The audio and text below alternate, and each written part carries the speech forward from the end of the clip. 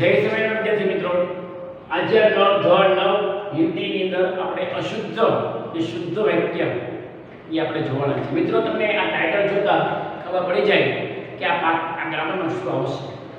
અશુદ્ધ એટલે કેવું વાક્ય કે જેની અંદર કાંઈ કરતા કર્મ ક્રિયાપદની અંદર કંઈક ભૂલ. શુદ્ધ વાક્ય કોને કહેવાય? એની સાચું સારું વાક્ય હોય અને શુદ્ધ. દાખલા તરીકે मैं शाले में पढ़ती हूँ. पढ़ता हूँ. मैं शाले में पढ़ता हूँ. बराबर. तो आ मैं जे छे शाले में शाला में पढ़ता हूँ. अब बराबर जो फेरफार है, मैं शाले में, तो शाले में नो आवे, शाला में अहीं આપણે ભૂલ કરી છે. मैं शाला में पढ़ता हूँ. અશુદ્ધ અશુદ્ધ હોય આવી કંઈક થોડીક છે એ ભૂલ મિત્રો એ આપણે હોય છે ને જે આપણે આ પાઠની આ જે ગ્રામર જે છે એમાં જોવાનું છે. આપણે આ ઉદાહરણો અને સાથેના નિયમો એ જોતા જશું. તો પાઠ નંબર 20 ઉપર તમે જુઓ મિત્રો, પરીક્ષામાં તમને શુદ્ધ અશુદ્ધ વાક્ય એ પૂછાય છે. શુદ્ધમાંથી અશુદ્ધમાં ફેરવો અથવા અશુદ્ધમાંથી શુદ્ધ વાક્યમાં એ ફેરવો. બરાબર. તો તમે જોજો નિયમમાં એ શું કહે છે. वाक्य में पहले कर्ता फिर कर्म अंत में क्रिया होती है. कर्ता कर्म ने क्रियापद आवो आवे. और घणी वखत कर्ता ए वचमा मूके, कर्म ए पहला मूके अथवा क्रियापद पहला मूके तो वाक्य अशुद्ध छी कहेवाय. नियम शुं छे? कर्ता आवे, कर्म અને क्रियापद आवे तो कोई क्रम फेरवी नाखे हिंदी ની અંદર तो ये वस्तु अशुद्ध वाक्य ये बने छे. उदाहरण नियम 2, कर्ता और कर्म को छोड़कर शेष कारक प्रायः कर्ता और कर्म के बीच स्थिर होता है. जो हमारे वाक्य पूछे, माँ अपने पुत्र के लिए खाना बनाती है. माँ अपने पुत्र के लिए खाना बनाती है. माताजी चाकू से फल काटती है. पेड़ से पत्ते गिरते हैं. लड़के मैदान में क्रिकेट खेलते हैं. तो कुछ स्थलों पर ये कारक कर्म के बाद प्रयुक्त हो जाते हैं, जैसे कि प्रियदा मनमोहन के सिर से पैर तक देखा. तो आमा जो कर्ता कर्म क्रियापद અને સાથે કર્તાને કર્મને છોડીને વિશેષ કારક જે છે એ કારક એટલે અપાદાન કરણ જે કારક જે છે એનો ઉપયોગ એને કર્યો. ટૂંકમાં આ જે નિયમ પહેલો છે એમાં શું કહેવા માંગે છે કે કર્તા કર્મ અને ક્રિયાપદ એ વ્યવસ્થિત જળવાતું હોવું જોઈએ. એની સાથે કારકનો ઉપયોગ કરવામાં આવેલો છે એ કારક પ્રમાણે એ હોવો જોઈએ તો વાક્ય શુદ્ધ બને. કર્તા કર્મ અલગ કરી નાખે ને કારક અલગ પ્રકારનો હોય તો વાક્ય અશુદ્ધ છે એ બને છે. હવે બીજા ઉદાહરણ જોશું. ગણિતના ઉદાહરણ આપેલા છે. બરાબર. પછી નિયમ નંબર 2, प्रश्नवाचक पद. नियम नंबर 3, प्रश्नवाचक पद पर प्रश्न के विषय पर ठीक से प्रयुक्त होता है. प्रश्नवाचक प्रश्न पूछવામાં આવે જ્યારે તેનો જે પદ છે એ પદ બરોબર જળવાતું હોવું જોઈએ. દાખલા તરીકે अपराजिता पता चला.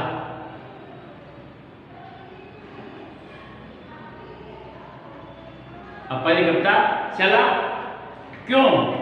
यह सम्राट अशोक की राजमुद्रा है. आपको न्याय का अवसर देना चाहता हूं. आप तैयार हैं? जो आप तैयार हैं? अशोक की राजमुद्रा है. क्यों क्यों प्रश्न पूछो. अपराधी का पता चला तो जो भारवाचक शब्द ये आवे છે. चला प्रश्न पूछो. तो प्रश्न पूछो ત્યારે તમારે એ પ્રકારનું ઉદાહરણ છે એ પ્રકારનું જે એનો જે વાક્ય જોડવું જોઈએ એ વ્યવસ્થિત હોવું જોઈએ. વાક્ય શુદ્ધ ક્યારે બને કે એની અંદર કોઈ પ્રશ્નાર્થ ચિહ્ન પૂછાયેલું હોય તો પ્રશ્નાર્થ ચિહ્નને લગતું કોઈ શબ્દ એમાં બંધબેસતો હોવો જોઈએ.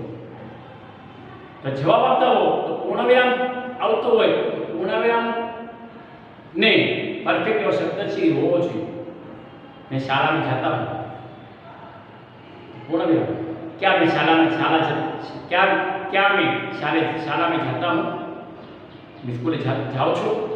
प्रश्नार्थ चिन्ह मैं पढ़ता हूँ, क्या मैं पढ़ता हूँ. तो આગળ જો એ બંનેમાં થોડું પડી જાય કે આ પૂર્ણ વિરામ એટલે જવાબવાળું વાક્ય છે, પૂર્ણ વિરામ છે અને આમાં પ્રશ્નાર્થ ચિહ્ન પૂછેલું છે. તો મિત્રો આપણે ધ્યાન રાખવાનું છે કે ભાઈ શુદ્ધ વાક્ય કેવું તમને પરીક્ષામાં એક જ વાક્ય પૂછાશે અને એમાં થોડીક જ ભૂલ. પૂર્ણ ઘણીવાર એવું હોય કે આખું વાક્ય સાચું હોય પણ પૂર્ણ વિરામ પ્રશ્નાર્થ ચિહ્ન ખોટા કર્યા. मैं शाला में जाता हूँ, प्रश्नार्थ चिन्ह.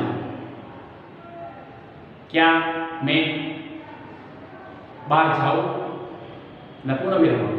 तो जो घણીવાર જે વિરામનો ઉપયોગ કરવામાં આવે છે એ પણ ખોટો કરવામાં આવે, એ પણ વાક્ય અશુદ્ધ વાક્ય કહેવાય. સાચું વાક્ય હોય એમાં પૂર્ણ વિરામ સાચું હોય, દાખલા તરીકે અવતરણ ચિહ્ન આવતું હોય તો વાક્યની અંદર અવતરણ ચિહ્ન ન કરેલો હોય તો પણ વાક્ય છે એ અશુદ્ધ વાક્ય કહેવાય. કે વિરામ ચિહ્ન વગર વાક્ય બનતું નથી સાચું.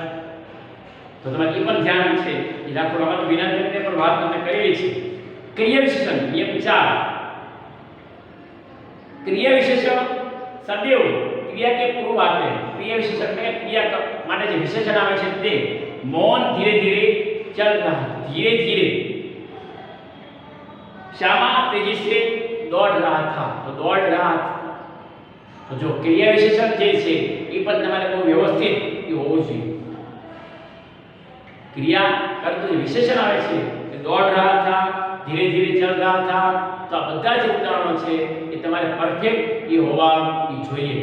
બરાબર. તો અહીંયા તમને વસ્તુ એ કીધી છે.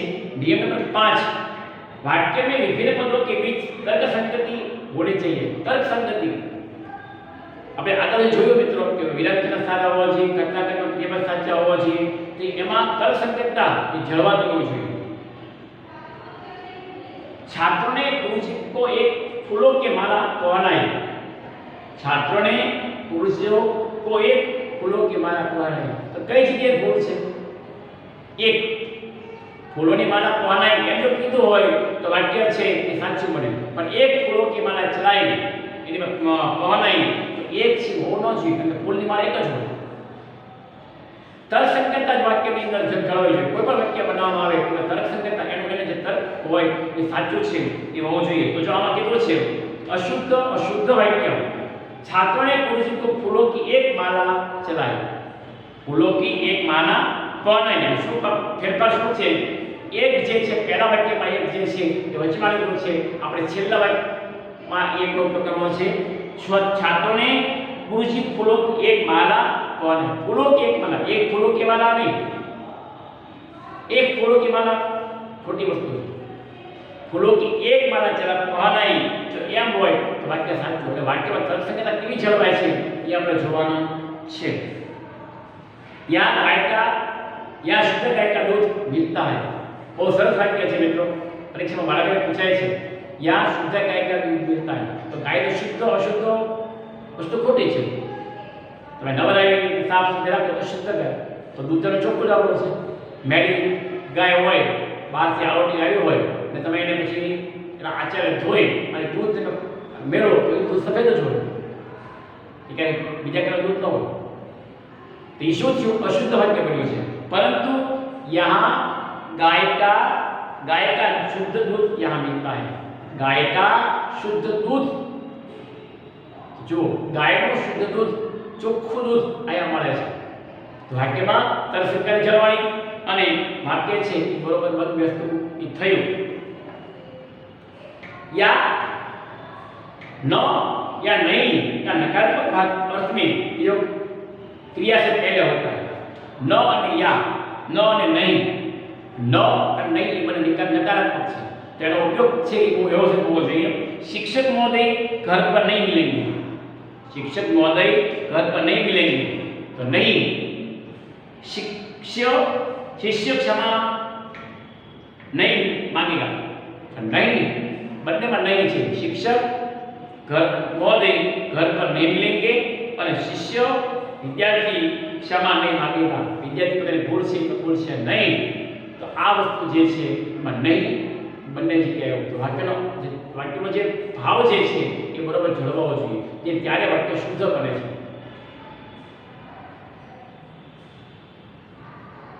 बराबर. तो आ वस्तु की नीचे आगे के लिए न अवयव का प्रयोग वाक्य के अर्थ में होता है.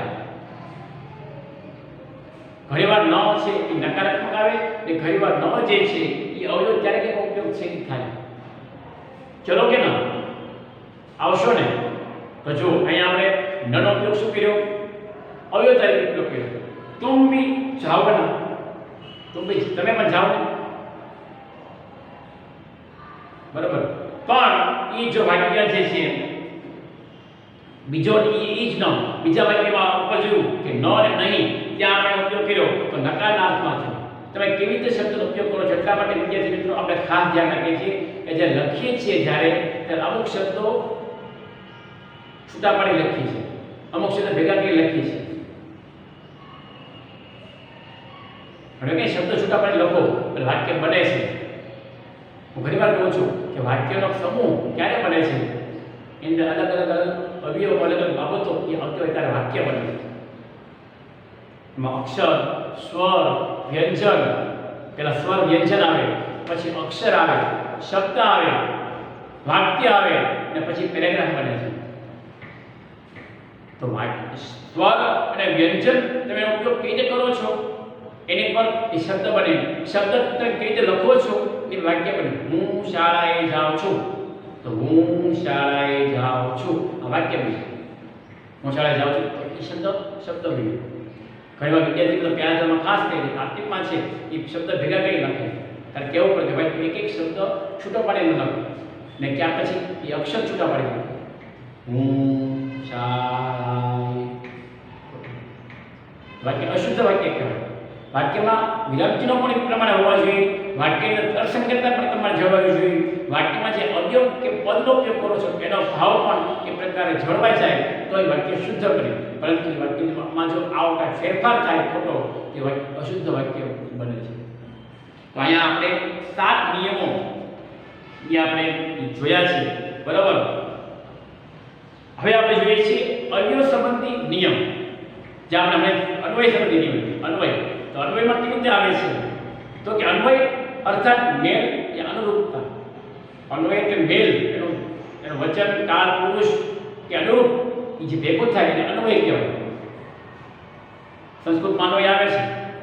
શ્લોક આવતો હોય અને શ્લોકને આધારે તમે એને પાઠની પ્રમાણે લખો એને અન્વય કહેવાય. સંસ્કૃતમાં તમે નવની બદલજો કે એમાં અન્વય શબ્દ લખેલા આવે છે. શ્લોક આપે પછી નીચે એ શ્લોકનો જે ભાવાર્થ છે એ સંસ્કૃતમાં લખેલો એને અન્વય કહેવાય. અને પછી ભાષાંતર લખેલો આવે છે જેની અંદર લિંગ, વચન, કાળ અને પુરુષ આ બધું ભેગું કરવામાં આવે પ્રકારે એ વાક્ય બને છે. કાયમ અંદર ન બને.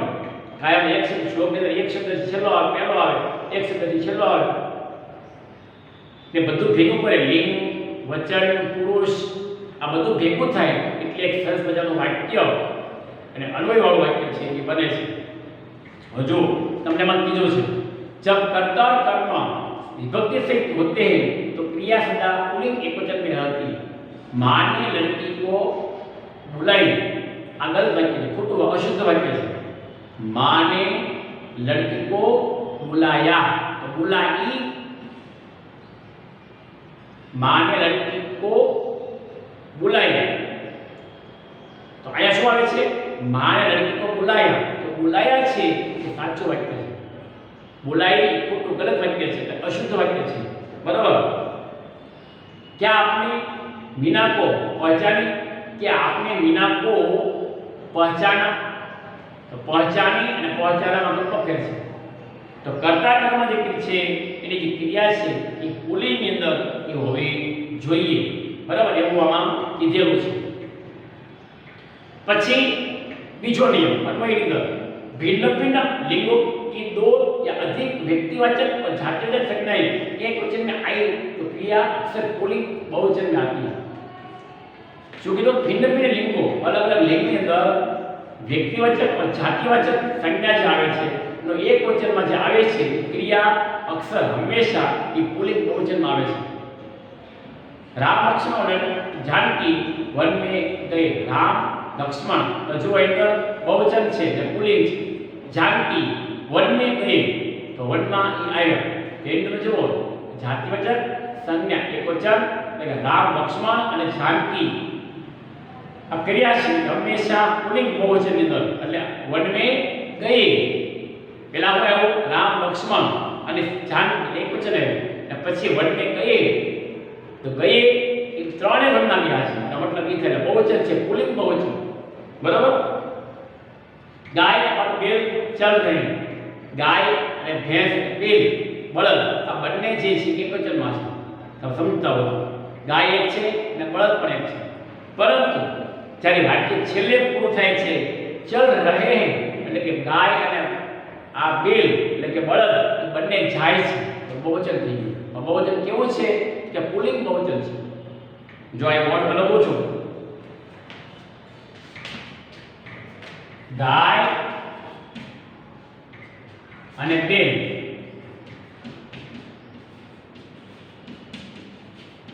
બેલ તો આ ગાય પણ એક છે બેલ પણ એક છે પરંતુ જ્યારે આગળ વાક્ય બને છે ત્યારે શું રહે છે ચલ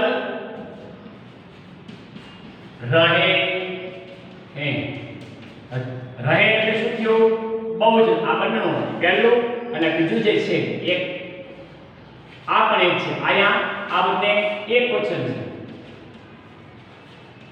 બળદ પણ એક છે ગાય પણ એક છે બરાબર.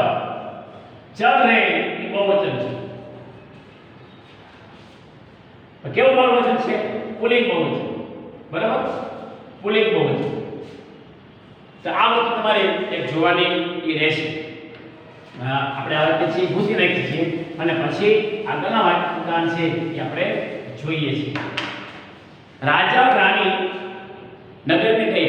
રાજા અને રાણી નગરમાં આવ્યા તો આવ્યા છે એ બહુવચન ગયે છે એ બહુવચન છે. जंगल में भालू और शेर लोमड़ी रहते हैं.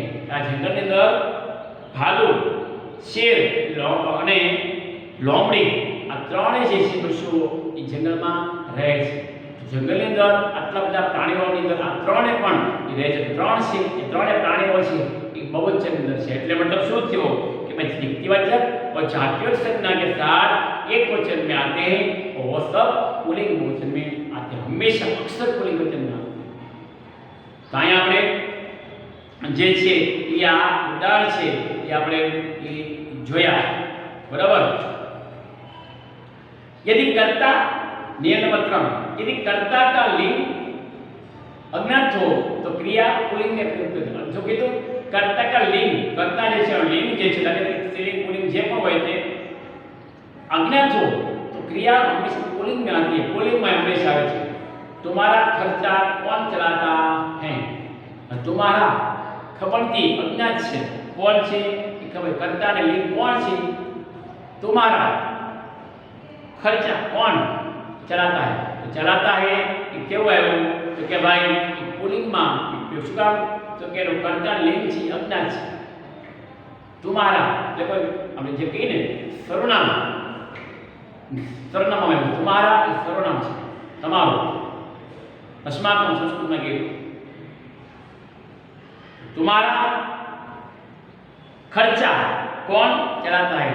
चलाता है ये पुल्लिंग के अंदर છે ये आगे છે. चौथा आदर्थक एकवचन कर्ता के लिए क्रिया बहुवचन में प्रयुक्त होती है. आदर्थक आदर સાથેનો एकवचन कर्ता के लिए बहुवचन में प्रयुक्त होती है. એટલે કે ગાંધીજી महान नेता थे. जो आदर्थक आदर्श वाले व्यक्ति एकवचन कर्ता गांधीजी के लिए क्रिया बहुवचन नेता थे એટલે नेता थे એટલે बहुवचन છે. गांधीजी महान महान बरोबर છે પણ नेता थे એટલે बहुवचन નો ઉપયોગ છે એ કરેલો છે. તો આની અંદર આપણે આ મિત્રો હિન્દીની અંદર અશુદ્ધ વાક્ય એના છે એ 7 અને 11 નિયમો એ આપણે જોયા. બાકીના નિયમો છે આપણે પછી આપણે આ અભ્યાસ જે છે શુદ્ધ અશુદ્ધ એ આપણે 3 રાઉન્ડમાં એ પૂરું કરશું. આજે આપણે જે છે એ ભાગ નંબર 1 ની અંદર એ આપણે જોયેલું છે. હવે ભાગ 2 અને પછી ભાગ 3 એમ આપણે અશુદ્ધ અને શુદ્ધ વાક્ય જોડવાનું છે. મિત્રો તમે આવા ઉદાહરણો એ તમે તૈયાર કરતા રહેજો. તમારી ટેક્સ્ટમાં શુદ્ધ અશુદ્ધ વાક્યના ઉદાહરણો એ આપેલા છે ને તમે પ્રયત્ન એ કરજો. આપણે હિન્દીનું ગ્રામર એ બહુ સહેલું પૂછાય છે, તમે ચિંતા કરવાની કંઈ જરૂર નથી, પણ તૈયારી તમારે ખૂબ કરવાની રહેશે. કારણ કે હજી તો આપણા સમય છે, આપણા પાઠ પણ 12 પાઠ પૂરા થઈ ગયા છે. કોર્સ આપણે 30% અભ્યાસક્રમ જે છે કાઢેલો છે. 70% અભ્યાસક્રમમાં આપણા કદાચ પાઠ અમુક પાઠ હોય જોડો જો આપણે જોઈને તમને એનો કોર્સ છે એ તમને હું મોકલી દઈશ કે આટલા પાઠ પૂછવાના છે. એટલે તમને ખબર પણ પડી ગઈ છે કે ભાઈ 9મા ધોરણની અંદર કેટલા પાઠ પૂછવાના છે, કેટલા પાઠ નથી પૂછવાના, કેટલું ગ્રામર પૂછવાનું છે, આ બધું. બાકી નિબંધ લેખન વિભાગ તો આપણે જેમાં અનુકૂળતા હોય એ પ્રકારનું પૂછાય છે. આજે આપણે આ શુદ્ધ અશુદ્ધ વાક્યનો ભાગ નંબર 1 એ પૂર્ણ કરીએ છીએ. અસ્તુ.